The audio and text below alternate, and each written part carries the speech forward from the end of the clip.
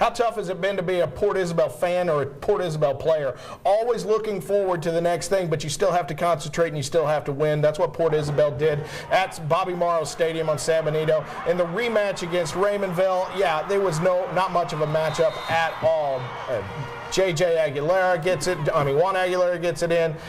Isaiah Martinez looked so good. Port Isabel looked dominant, and now they are where they wanted to be. After 11 straight games against Valley opponents, it is time for the big stuff to start for the Tarpons. They will take on Jerry Bomar's Orange Grove team.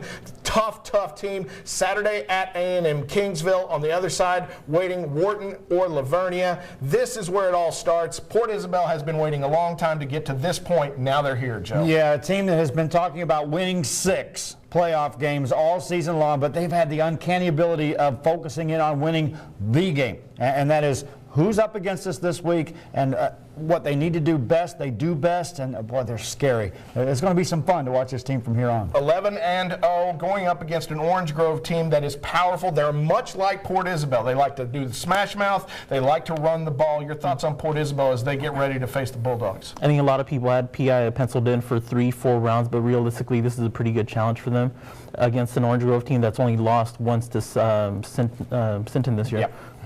I think PI will still be able to overpower them, but I mean it will be a dogfight. Yeah, and it'll be a great test for Port Isabel, and I think they'll win, and I think they'll get past Orange Grove. Meanwhile, Levia has been waiting in the wings.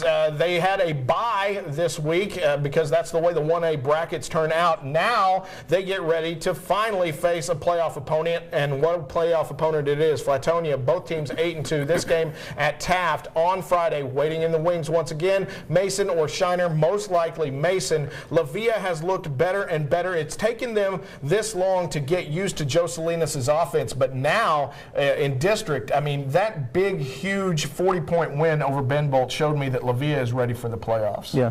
And I mean, I would say they have momentum, but because they had the bye, I'm a little bit unsure. Hopefully, they've been practicing all week. I know coaches want to keep them fresh, just to be up to speed. I know a lot of teams like to do that, so hopefully they haven't lost any of their spark. Yeah, this is a big week for the Cerna triplets. They are seniors this year, and they want to make sure that they go far in the playoffs. Yeah, and they're the team that all year we kept talking about powerhouse. Oh, yeah, and then Levia's got all those playmakers, and we waited for the Magell. Well, now, like you said, it's time for seniors to step up, and what a group they've got. Yeah, and even an underclassman like Lupe Marone. When we come back, we're going to talk a little bit about coaching changes. It's all when we come back on Sunday Sports Extra.